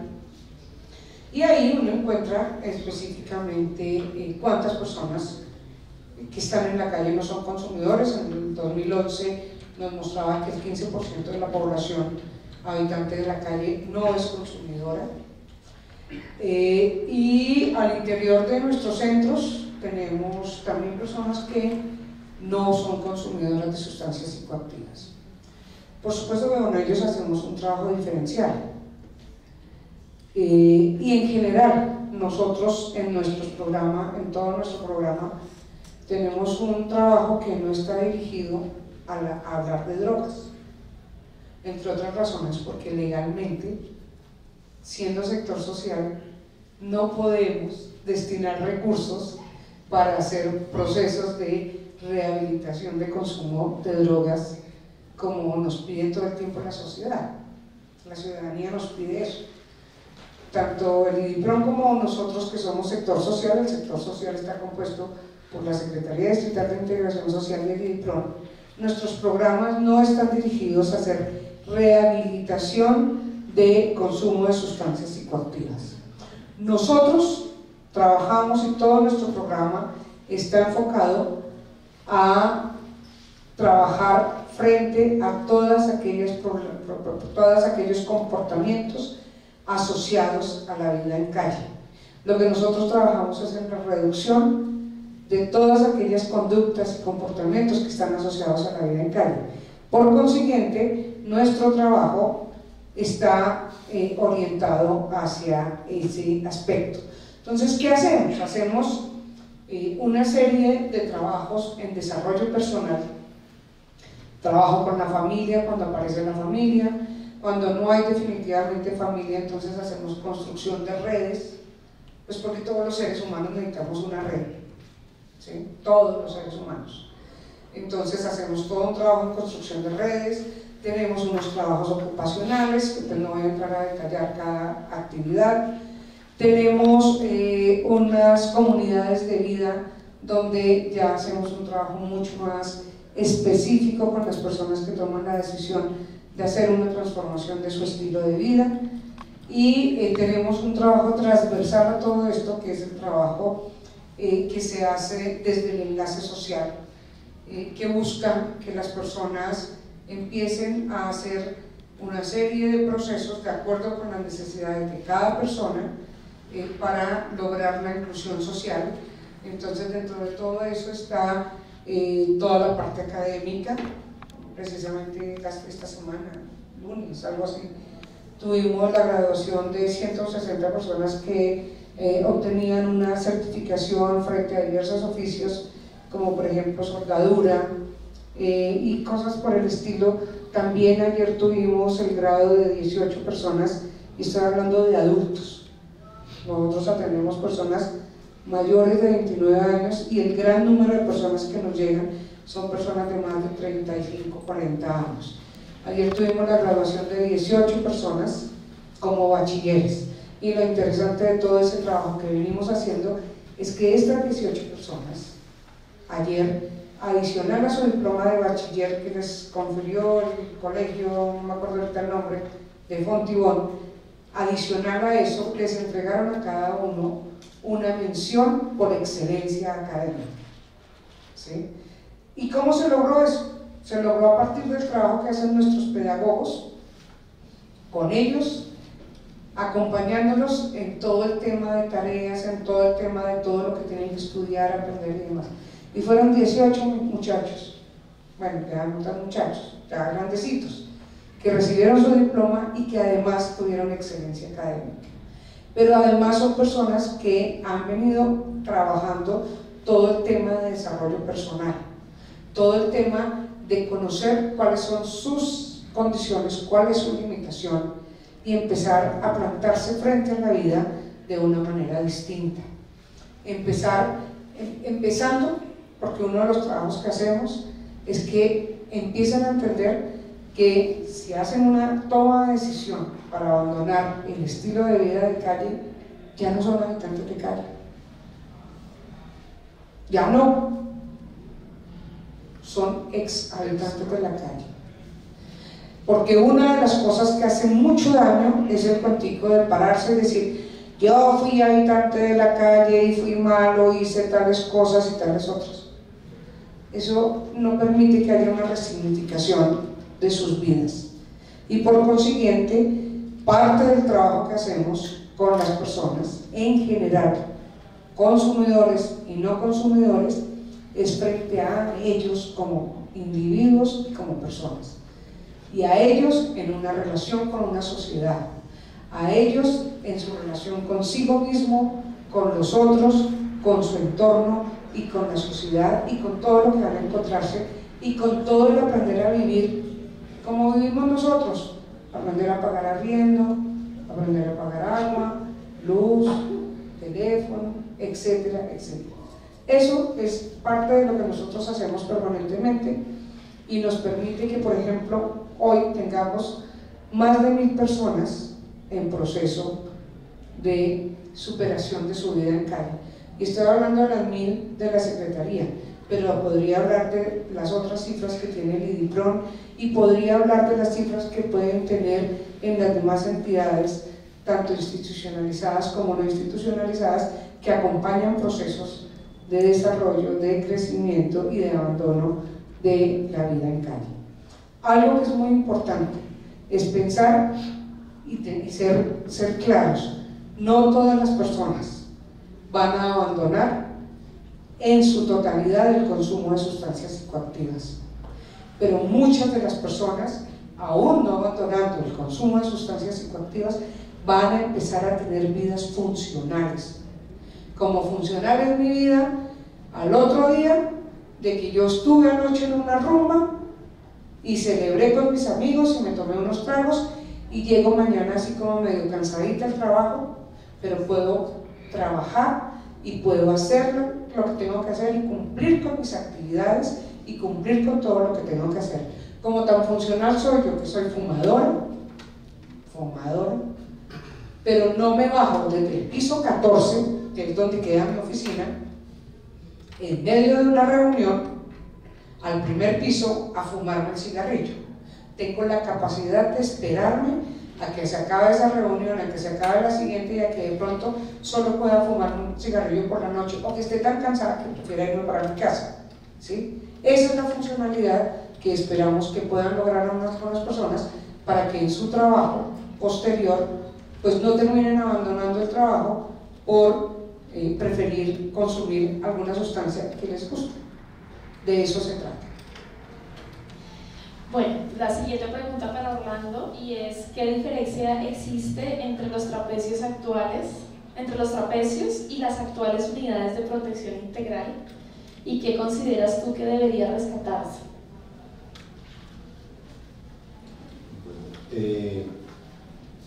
Pues las dinámicas con los chicos ha cambiado mucho. El perfil del joven que atendemos en los trapecios es diferente al que atendíamos en los años 96, 98, 2000. Ya ellos tienen otras actividades muy diferentes a las que hacían nuestros chicos. Ya no los encontramos tanto nosotros en parches ni las pandillas, son más independientes, porque pues han entendido que si están en grupos, la policía los detecta más fácil, entonces hacen sus actividades más individuales. Y los chicos están más enfocados en que se les dé la oportunidad de generar algún ingreso. Bueno, eso lo hacíamos también antes, pero ahora hay como más oportunidades para ellos.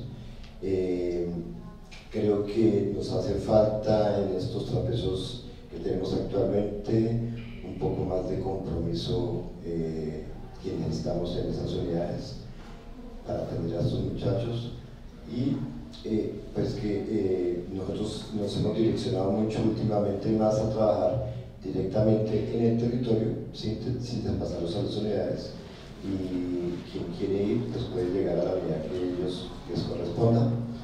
Pero lo importante es que en este momento las unidades, las UPIs de trapecios, lo que es Perdón y Bosa, la tenemos con bastantes jóvenes. Son jóvenes que tienen oportunidades tanto en emprendimiento y la parte académica. Está el compromiso que tienen ellos ahora con los estímulos de corresponsabilidad que tenemos para ellos, que son los convenios, que eso pues es algo muy atractivo para los jóvenes, y creo que es algo que se ha logrado a través del tiempo, de que ellos entiendan que hay otras oportunidades, y el IMPRO siempre ha estado ahí, y creo que con lo que se está haciendo en este momento se han rescatado muchos jóvenes, y yo diría que las expectativas que tienen todos los muchachos que llegan al IMPRO es que aquí hay oportunidades para todos ellos. Muchas gracias, Orlando, y a todos y todas por responder. Nos quedan varias preguntas, se nos ha agotado el tiempo, las responderemos en la página. En la página van a encontrar las respuestas publicadas, tanto las que son individuales como las que son grupales. Las vamos a retroalimentar con las respuestas de nuestros panelistas. Unos puntos para cerrar la mesa. El primero, que si bien se reconoce la relación entre consumo y calle, el consumo es una de las múltiples circunstancias y elementos de la habitancia en calle, y no necesariamente quienes habitan la calle son personas consumidoras. El segundo elemento que es muy importante es las diversas formas de atención para la población de calle, que vinculan la narrativa, lo afectivo, la autoestima, todos los procesos que se fueron mencionando, y teniendo en cuenta que estamos hablando de una perspectiva integral de atención a seres humanos. Y finalmente, recoger todo el trabajo de prevención que se hace, que es muy importante desde Naciones Unidas, y que no nos pase como con otras problemáticas que hemos estado conversando entre ayer y hoy, como por ejemplo la explotación sexual, que no lleguemos a hacer, por querer hacer prevención, terminemos haciendo promoción de diversas violencias y vulneraciones. Esos son los puntos para cerrar. Agradecemos a nuestros panelistas por su presencia y por sus apreciaciones, y a ustedes muchas gracias por haber asistido.